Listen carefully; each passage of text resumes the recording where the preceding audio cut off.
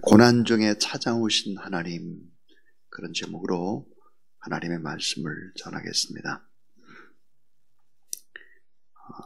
TV 다큐멘터리를 얼마 전에 보고 감동을 받은 적이 있습니다.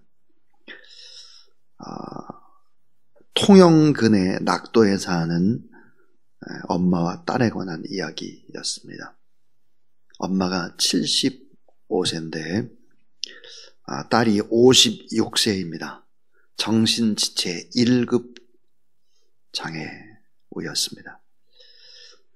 도시에 살면서 딸을 잃어버릴까봐 일부러 섬으로 들어온 어머니입니다.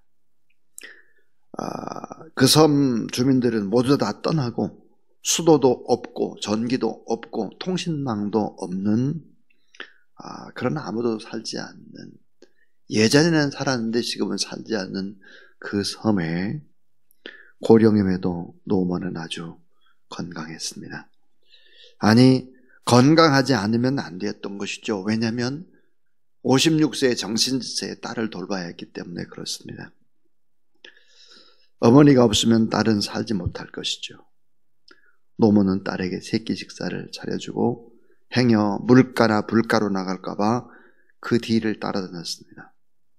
아들이 5명이 육지에 살고 있었는데 노모는 딸을 돌보느라 낙도에서 한 달 생활비 20만을 쪼개었으며 살았습니다. 그 섬에는 빈 교회 하나가 있었습니다. 노모는 자기가 죽으면 누가 딸을 돌보겠냐면서 날마다 그 빈 교회에 가서 하나님 앞에 간절히 눈물로 기도를 하는 것입니다.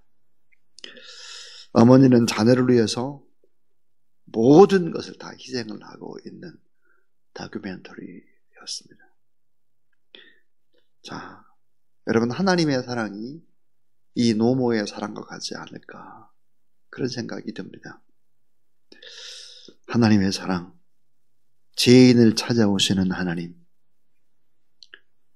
우리의 죄를 대신해서 십자가에 스스로 죄인 되어 죽으시는 하나님의 아들 예수 그리스도, 자신을 희생시키는 하나님, 고령의 노모가 정신지체 1급 딸을 위해서 5 아들을 육지에 놓고서 아무도 없는 낙도에서 딸을 돌보고 있는 모습을 한번 상상을 해보시길 바랍니다.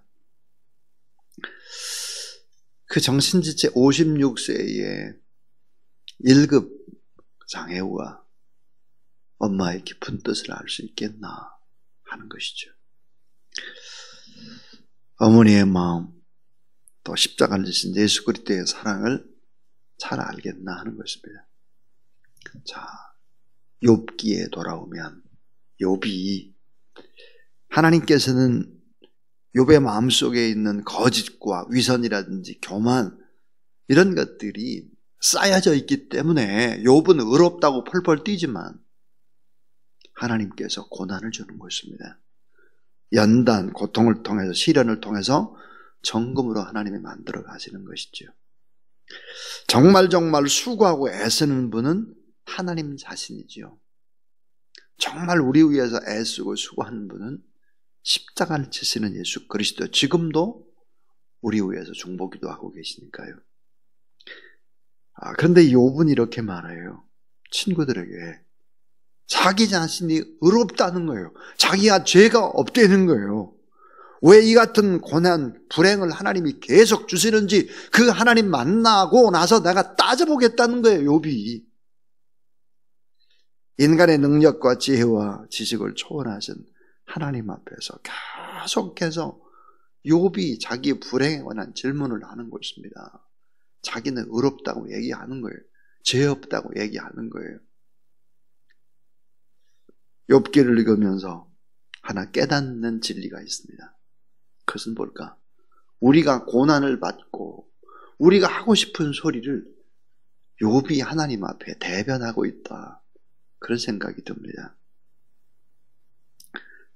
사랑하는 여러분, 욥에 대한 하나님의 평가는 무엇일까요? 욥이 직접 하나님을 만났습니다. 하나님이 직접 욥을 찾아왔습니다. 그리고는 욥에게 말씀을 주고 그 다음에 오늘 본문은 욥이 대답을 하는 얘기입니다. 자, 우리 생각해 볼 것은 욥에 대한 하나님의 평가입니다. 고난을 당한 욥에 대한 하나님의 평가, 이 평가가 어떤 평가일까? 자, 2절을 한번 봐주세요. 참 두려운 평가죠. 트집 잡는 자가 전능자와 다투겠느냐? 하나님을 탓하는 자는 대답할지니라 그랬습니다. 하나님의 평가가 뭘까? 욥에 대한 평가. 트집 잡는 자라는 거예요. 전능자와 다투는 자라는 거예요. 싸우는 자. 하나님을 탓하는 자라는 거예요. 참 트집 잡고 전능자와 다투고 하나님을 탓하는 자다 그랬습니다. 여러분, 이게 두려운 평가죠. 왜 두려운 평가일까요? 고난받기 이전에 욥의 평가와는 전혀 다른 반대의 평가이기 때문에 그렇습니다. 고난받기 전에 성경은 뭐라고 말하나? 욥의 모습을 온전하고 정직하고 하나님을 경외하고 악에서 떠난 자라 그랬습니다. 이게 뭐예요? 고난받기 이전에 욥의 모습이었는데 고난을 받고 나니까 어때요? 다 일그러졌다는 거예요. 트집 잡고 전능자와 다투고 하나님을 탓하는 자다 하는 거죠. 고난이 올 때 긴 시간 고통을 받을 때 이런 평가가 완전히 달라지면 안 된다 하는 것입니다. 하나님을 잘 믿는 것 같은데 보니까 고난을 줘보니까 트집을 잡고 하나님 앞에 전능자 하나님 앞에서 다투고 막 하나님을 탓하고 원망하는, 이렇게 되면 안 된다는 것이지. 자, 하나님께서 욥을 직접 찾아와가지고 이렇게 말씀을 하셨습니다. 자, 세상을 창조하고 질서에 맞게 통치하는 분이 누구냐? 이 땅의 동물들을 돌보시는 이가 누구냐? 하늘을 다스리는 자가 누구냐? 자연을 도구로 사용하는 분이 누구냐? 시간의 흐름을 통제하는 이분이 누구냐? 이런 말씀을 직접 욥에게 막 했습니다. 자, 하나님을 만난 욥의 고백이 오늘 본문에 나와 있습니다. 그래서 하나님을 만난 욥의 고백. 자, 하나님의 사랑은 어떤 사랑일까? 놀랍게도 욥에게 변론할 기회를 주시는 사랑입니다. 기다려줘요. 또 기다려줘요. 스스로 잘못을 인정할 때까지 하나님은 또 참고 기다려주시는 분이시다 하는 것입니다. 1절을 보세요. 여호와께서 또 욥에게 일러 말씀하시되 트집 잡는 자가 전능자와 다투겠느냐? 하나님을 탓하는 자가 대답하겠느냐? 자, 그 다음에 3절에 보니까 욥이 여호와께 대답하여 이르되 그랬습니다. 자, 하나님을 만난 욥의 고백이 오늘 성경에 보면 3가지 고백이 나옵니다. 그 첫 번째 고백이 뭘까? 저는 보잘것없는 사람입니다. 저는 보잘것없는 사람입니다. 보소서 나는 비천하오니 그랬습니다. 무엇이라 주께 대답하리까? 저는 보잘것없는 사람입니다. 이렇게 드디어 고백을 하기 시작합니다. 창조주 하나님 앞에 자신의 비천함을 알고 고개를 숙였다는 거예요. 자, 창조주 앞에 선 피조물로서 태양보다 밝게 빛나는 거룩하심과 의로우심 앞에서 반딧불에도 미치지 못하는 자신의 의로움을 주장했던 욥이 하나님 앞에 서니까 너무 부끄러운 거예요. 직접 하나님을 대면하니까 어때요? 저는 보잘것없는 사람입니다. 이렇게 고백할 수밖에 없어요. 이게 사실이지요. 성경에 하나님을 만난 사람들의 고백은 모두 다 이런 고백이었습니다. 모세가 떨기나무 불꽃 가운데 하나님을 만났습니다. 모세의 고백이 뭘까요? 보낼 만한 사람 보내야죠. 저는 못 가요. 능력이 없어서 저는 혀가 뻣뻣한 자입니다. 이렇게 말했죠. 자, 누가복음 5장에서 갈릴리 바다에서 베드로가 예수 그리스도를 인격적으로 만났습니다. 그때 베드로의 고백이 뭘까요? 저는 죄인으로서이다. 저를 떠나소서. 저는 죄인입니다. 사도 바울도 저는 죄인 중에 괴수입니다. 에레미야도 이사야도 다 하나님을 대면했던 사람들은 뭐예요? 자기의 죄를 고백하고 자기의 모습을 볼 수 있는 사람입니다. 오늘 이 새벽에 난 우리도 마찬가지예요. 우리가 무슨 큰 소리 빵빵 치고 그렇게 할 만한 사람이 못 돼요. 내가 죄인입니다. 뭐 할 말이 없습니다. 하나님 앞에. 이런 마음을 가져야 되겠죠. 자, 하나님을 만난 욥의 고백. 저는 보잘것없는 사람입니다. 이렇게 고백을 하고 있습니다. 자, 두 번째 욥의 고백이 뭘까? 저는 무지하고 교만한 사람입니다. 저는 무지합니다. 교만합니다. 자, 4절에 보면 손으로 내 입을 가리울 뿐이로소이다 그랬습니다. 자, 여러분, 하나님을 만난 사람들, 특별히 죄를 지은 사람들의 특징이 뭘까요? 손으로 입을 가리우는 거 이렇게. 저주받고 죄를 받았다라고 손으로 입을 가리는 것입니다. 문둥병자가 사람들을 만나면 어때요? 입을 가리는 거죠. 왜? 나는 저주를 받은 죄인이기 때문입니다. 그런 표시입니다. 이사야서에서 자, 성전에서 이사야가 하나님 앞에 기도하다가 하나님의 그 현존 앞에 섰습니다. 그때 이사야가 하는 말이 이사야 6장에 보면 뭐라고 고백을 할까요?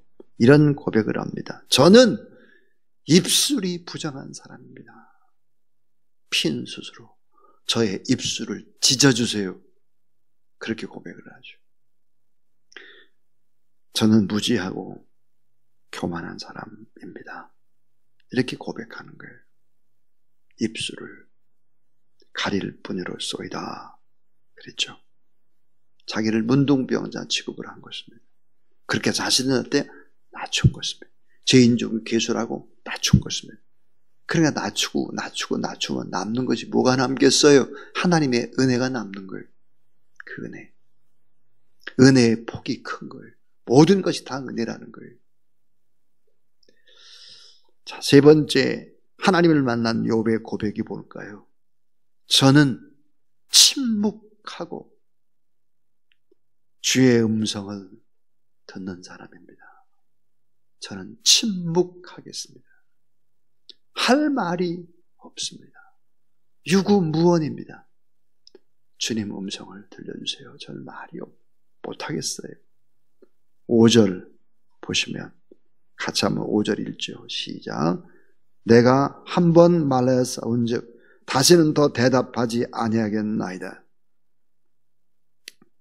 다시 말하면 고난 중에라도 우리가 침묵을 해야지. 고난 받는다고 욥은 지금까지 뭐예요? 펄펄 뛴 거예요. 계속 대항을 하고 죄 없다고 그러고 막 니들이 잘못이라고 그러고 하나님 보고 나가 따지고 싶다고 그러고 막 그랬단 말이죠. 자, 이런 아라비아의 속담이 있습니다. 네가 말을 할 때에는 그 말이 침묵보다 나은 것이어야만 한다. 참 침묵과 말을 하는 것과 무엇이 더 좋은지를 깊이 생각해야 하는 것입니다. 철학가 칼 힐터라는 사람이 이런 좋은 얘기를 했습니다. 충고는 내리는 눈과 같아야 좋은 것이다. 조용히 내리면 내릴수록 마음에는 오래 남고 깊어지는 것이다. 그랬습니다. 한 사람이 절망 속에서 허우적거리고 삶이 너무 힘들어 주체 없이 흔들릴 때 그 사람에게 진정으로 필요한 것은 어떤 충고나 조언이 아닙니다. 그냥 말없이 그 곁에 있어주는 것입니다. 때로는 100마디 말보다 더 말없음이 커다란 위안이 될 때가 있습니다. 우리는 상대방을 아낀다는 명목 아래 내가 그 사람에 대해서 다 안다는 듯 충고하고 조언합니다.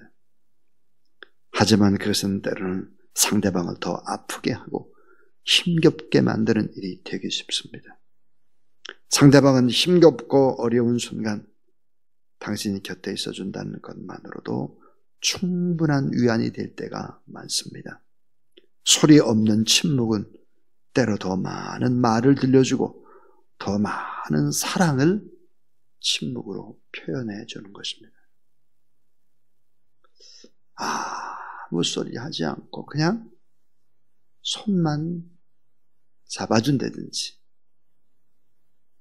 바라만 보고 그냥 기다려준다든지 이런 것들이 또 다른 엄청난 대화가 되는 것이죠. 성경은 어떤 얘기를 할까? 좋은 말, 경우에 합당한 언어라고 하는 것은 은쟁반의 금사과와 같다 그랬습니다. 예수님은 침묵을 참 자주 하셨습니다. 특별히 불법 엉터리 재판이 벌리는 빌라도의 법정에서 그분은 침묵하십니다. 침묵하지는 안 된다는 것을 우리는 알아야 되겠죠. 자, 고난 중에 찾아오신 하나님, 그런 얘기를 드렸습니다. 통영근의 낙도에 사는 모녀에 관한 이야기. 75세의 어머니가 1급 장애인, 56세 정신지체, 이 딸을 살리기 위해서 아무도 살지 않는 다 떠난 낙도에 가서 사는 이야기를 했습니다. 이 딸이 엄마의 마음을 알겠습니까? 욥에게 고난을 주면서 욥을 더 사랑하고 바라보는 정금으로 만드는 하나님의 마음을 욥이 알겠습니까? 그런데 하나님을 직접 만나고 보니까 욥이 자신이 너무 엉터리였다라고 하는 것을 알게 된 것입니다. 하나님을 만난 사람들은 욥처럼 다 똑같이 고백을 합니다. 저는 보잘것없는 사람입니다. 교회도 마찬가지입니다. 저는 보잘것없는 사람입니다. 이렇게 고백하는 사람이 많을수록 좋은 교회, 건강한 교회입니다. 저는 무지하고 교만한 사람입니다. 손으로 입을 가릴 뿐. 그렇죠. 교만하고 무지합니다. 저는. 이렇게 말하는 사람들. 저는 침묵하고 주의 음성을 듣겠습니다. 그저 많은 얘기하지 않고. 여러분, 이 말이 사람을 죽입니다. 이 말이라고 하는 것은 얼마나 위력이 있는지 근심도 주고 걱정도 주고 기쁨도 주고 그러는 거예요. 이 나쁜 말은 상처 있는 사람들을 아예 주저앉혀버리게 되는 경우들이 너무 많죠. 그래서 침묵하고 주의 음성을 잘 듣는 것이 너무너무 중요하고, 하나님을 만난 욥의 고백이 다 오늘 우리들의 고백이 될 수 있기를 주님의 이름으로 축원합니다. 자, 우리 447장 하나님 앞에 찬송을 드리겠습니다.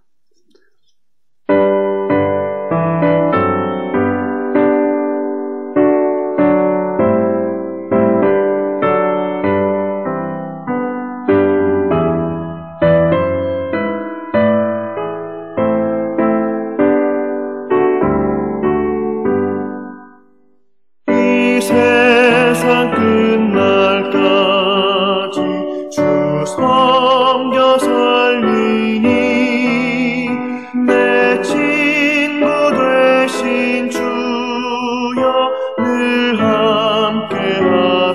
하소서. 주 나와 함께하면 전쟁도 없고 주 나를 인도하면 늘 안심하리라. 나 주를 따를 때에 주 약속하신 것 그 영광 중에 모두 이루어 주소서. 나 주의 길을 따라 섬기며 살리니 그 크신 은혜 속에 날 인도하소서.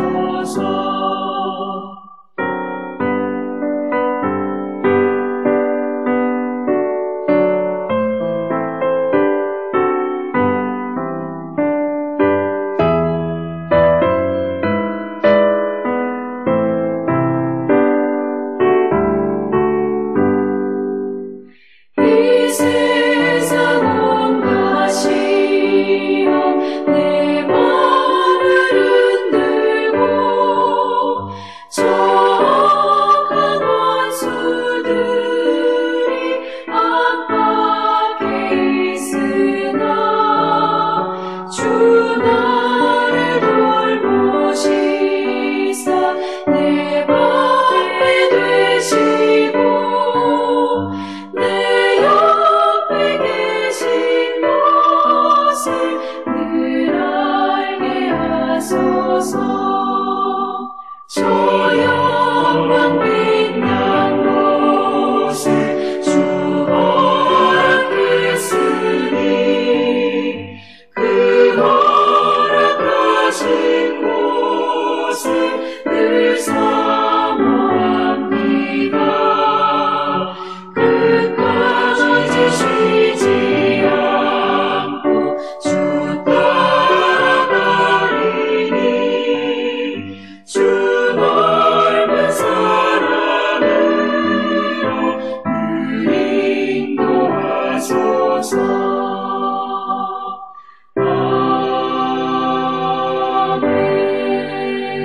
아멘. 고난 중에도 찾아오시고 오늘도 우리에게 말씀을 주시는 말씀 되신 우리 구주 예수 그리스도의 무한하신 은혜와 너무너무 우리를 사랑하셔서 우리의 죄를 대신하기 위해서 아질까지 보내신 그 하나님의 놀라운 사랑과 성령의 능력과 권능의 역사하심이 하나님 앞에 이 새벽도 예배드리는 모든 하나님의 사람들 머리 위에 기도 제목 위에 오늘 수술을 받는 귀한 하나님의 사람 위에 이제부터 영원토록 함께하옵시기를 간절히 축원하옵나이다. 아멘.